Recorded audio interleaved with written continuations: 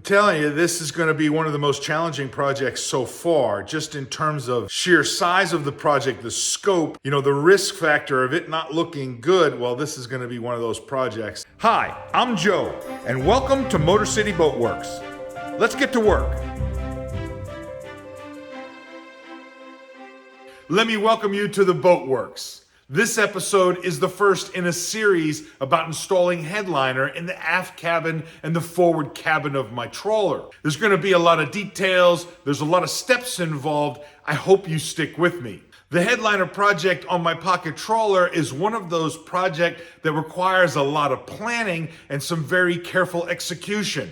The primary reason is that it's actually a finishing step, and everything's got to look really good to the eye. This is not the time to cut corners, so we're going to go through all of the steps and kind of talk about them in detail. Like all my videos, it's best to start at the beginning. Let's talk about some theory and get an understanding of what it is I'm trying to do. So this is a common problem. You have a boat that you're restoring. Maybe it has a cuddy cabin, maybe it's a trawler or some type of sailboat. You've torn everything out of it, you're fixing the deck, you're making your repairs, you're getting all your fittings put back on watertight. Now I gotta figure out, how am I gonna finish out the interior of the boat? What are my options? From the factory, my Albin 27 came with a tan colored marine vinyl material with some sort of foam backing. It was coming down inside parts of the boat, and it was obvious that there was moisture behind the headliner and there were going to be problems. If you've been watching my channel, you know that I tore out all the headliner inside the boat and began repairs on the interior hull of the boat around the porthole areas. If you haven't seen that video, be sure to check it out. All right, before we get started, let's make sure we all remember our nautical terminology. This is the inside of one of the cabins in my trawler. In nautical terminology, the floor is referred to as the deck, and the roof of the inside of the cabin, that's referred to as the overhead. The walls and the side of the hull of the boat, we refer to that as the bulkhead. And the things that cover the bulkhead, the coverings of the interior of the hull, that is referred to as ceiling. Now, this can be very confusing to the layman if you're not quite familiar with these terms. Ceiling is often panels or wood slats. Sometimes it's tongue and groove, and it's placed on the interior of the hull to finish it out. Now, you salty dogs out there, you're going to give me a hard time about not using the proper terminology, but we have a lot of folks who watch the channel who are not as salty as you are. And for my purposes, I'm going to be referring to the material that I put on the inside of the boat as headliner material.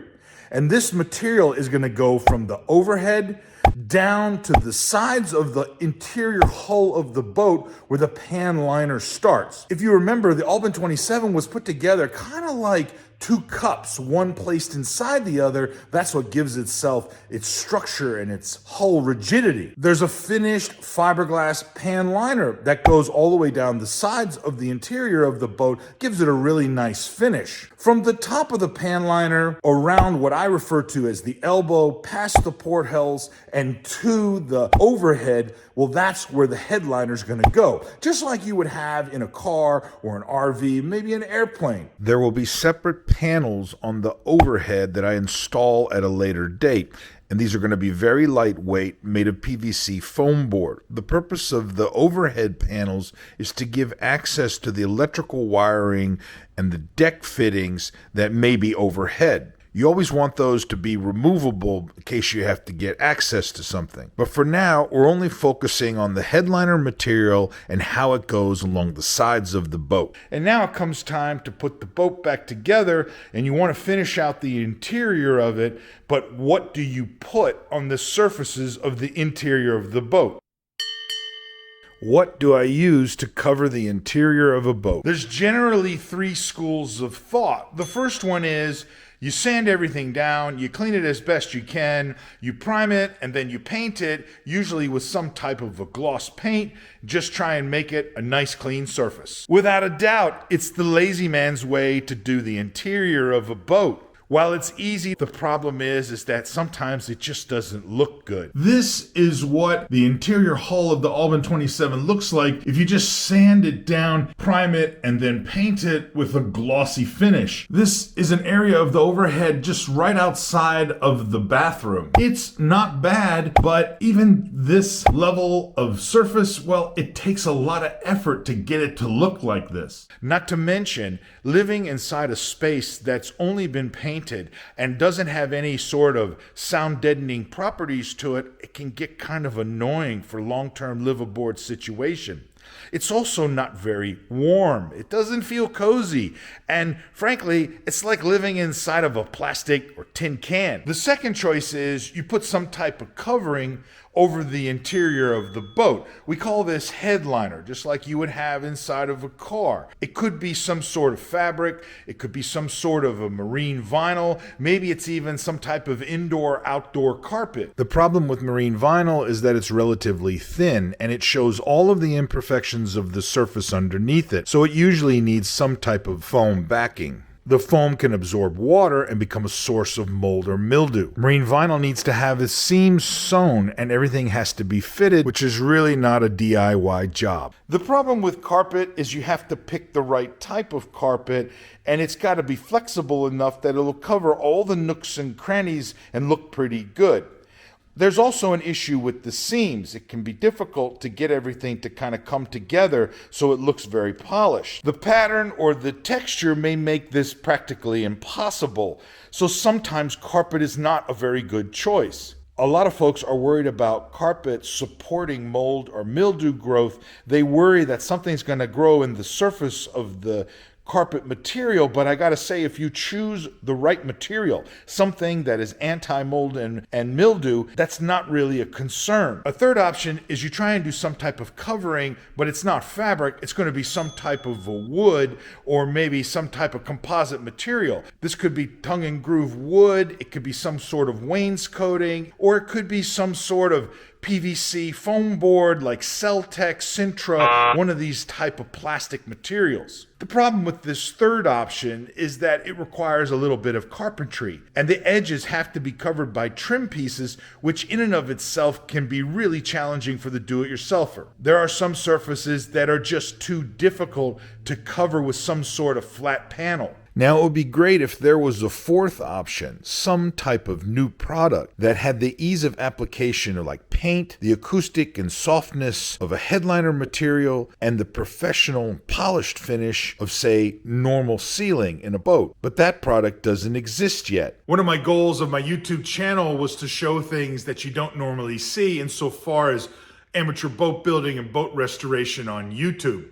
And to that end, in a couple weeks, I hope to be able to talk about a product that may solve a lot of problems insofar as what do you put on the inside of a restored boat. I think this product may have some applications for the engine well of the Pt1 sailboat. Be sure to take a moment to subscribe so you don't miss any episodes. Now, it's too early to tell. I'm still in the experimental phase. But this is an interesting product that can be sprayed like paint. It can cover an imperfect surface with a fairly uniform finish. It's soft to the touch. It creates a thermal barrier. It's easy to clean and it's durable over time. In a couple weeks, I hope to have an episode where we could talk about this in a little bit more detail. In the meantime, this new product doesn't seem like it'll work on my Albin 27. I know from my years of living aboard that you want a space that's a little bit cozy. Choosing headliner for your boat. Like all my boat building projects, there are some design parameters. These are going to help guide my decision making as I go about the project. Right off the bat, I know I want something that's going to be relatively easy to install for the do-it-yourselfer, and it's got to have a pretty good appearance when it's done. I need something that is cost effective, both in terms of time and in money and the effort it takes to install it. I need something that's going to be durable. I need something that's going to be easy to clean over the long term. I want something that's kind of mold and mildew resistant. I'd like something that gives kind of a softer appearance to the interior of the boat, makes it kind of feel a little bit cozy. It would be helpful if I had some type of a headliner material that improved the acoustic qualities inside the boat. I don't want it sounding like I'm living inside a bleach bottle. I'd like something that would provide a little bit of a thermal barrier. Condensation can be a problem inside a boat, especially when you don't have any sort of thermal break between the hull of the boat and the interior. You don't necessarily need to have insulation, but you do need to have materials that reduce the likelihood of condensation. We'll talk about this more at a later date. All this has led me to choose a product specifically for the headliner project inside my pocket trawler. It's called Hull Blanket. Let's talk about what it is and where do you buy it. Motor City Boat Werks has no sponsors. I get no compensation from any of the products or the items that I talk about on my channel. Please subscribe and tell a friend. Spread the word about Motor City Boat Werks. What is hull blanket? So what is this material? It's called hull blanket. You will sometimes hear it referred to by a trade name of marine hull liner. It's specifically designed to be put on the interior of a boat. It's kind of like carpet, but it doesn't have any backing to it. It's made of 100% polypropylene. It's mold and mildew resistant. It's stain resistant, it's easy to clean, it's lightweight, and it doesn't absorb water. You affix it to the hull using an aggressive spray adhesive. It comes in a couple different colors and a couple different textural patterns. There's sand and ivory and a gray, and the one that I'm going to be using is the color referred to as silver. It's kind of a white with a little bit of gray mixed into it. It's more white than gray. The silver has an interesting diamond sort of pattern that I think is really attractive. What makes this product so great is that it's stretchable. It can be pulled and stretched in all different directions, and this makes it particularly easy to attach to the weird shapes that you might find inside a fiberglass hull. Now, you will see this product advertised online. It can cost as much as $30 or more a linear yard. What? But if you do some careful research, you should be able to find it from an upholstery wholesaler at less than half the cost, somewhere around $11 to $12 a linear yard. To do my project, I purchased 14 yards, and it came straight from the wholesale factory. One of my boat restoration rules is I always encourage people to try and buy their supplies from a wholesaler or the source rather than involving a marine chandlery who's just going to mark up the price. But I want to tell you about an important lesson that I learned.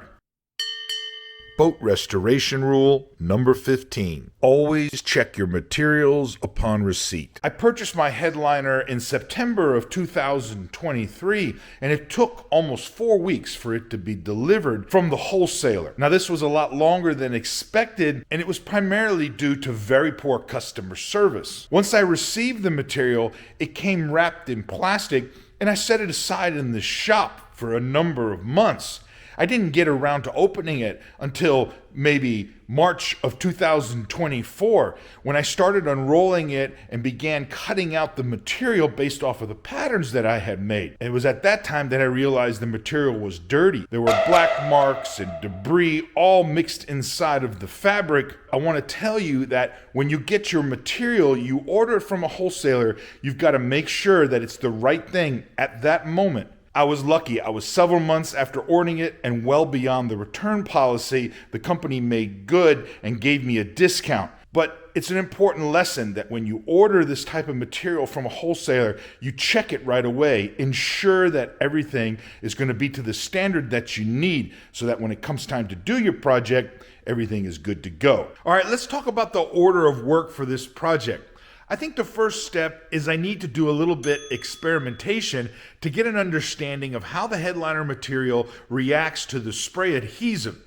In particular, I really want to know how the pieces of headliner are going to join together at the seams. The seams are going to be the most obvious thing that you see when you walk into the cabins on the boat. The next thing I need to do is make some patterns. I'll probably make these out of paper. It'll give me an idea of the overall shapes of the pieces of headliner. It'll also serve to identify the seams, where the pieces will be joined together. Once I have a good set of patterns, then I should be able to transfer those to the actual headliner material itself. I'll cut out the shapes of the headliner material. The next step will be to go ahead and dry fit the headliner pieces, and then finally to mount them using the spray adhesive. Now this might seem like a relatively simple process, but I've never done this sort of thing before, and the risk of something going wrong is actually pretty high. With this material being so expensive, I'm a little bit concerned. Headliner material experiment. All right, we've reached a point where we need to do a field test. I need to get an idea how the spray adhesive is gonna work on the bulkhead and how easily I'll be able to join two seams of headliner material. I wanna see whether or not you're gonna be able to see the seam, and I wanna see how the glue responds. So we're gonna do a little bit of an experiment here. What I've got is two pieces of headliner material. I've cut them in half. This is from the electrical panel project. There's a whole episode about that. This is a scrap piece of the bulkhead. It's basically got gel coat, maybe some paint on here. You can see the surface is kind of imperfect. We're gonna put the headliner material on here and see what it looks like. All right, so my understanding doing this is we have to spray the back side of the two pieces here, and then we spray this. We wait about 3 minutes and then kind of put everything together.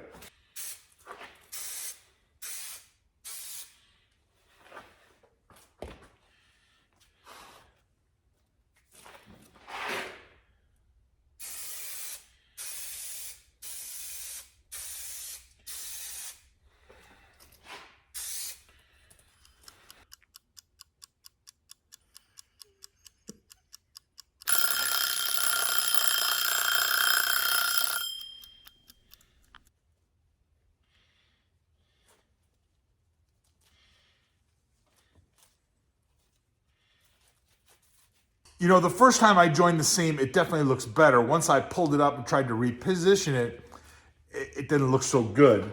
But, you know, to be honest with you, it's not that bad. I feel like a lot of it has to do with the pattern kind of lining up. And so this is something we're gonna have to be conscious of. We'll let this sit overnight. I wanna see how robust it is like the next day, and we'll see what it's like.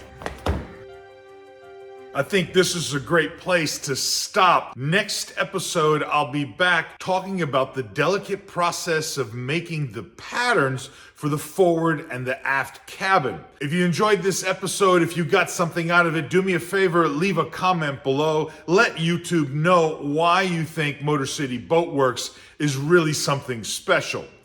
Thanks for stopping by. We'll see you next time. Stay motivated.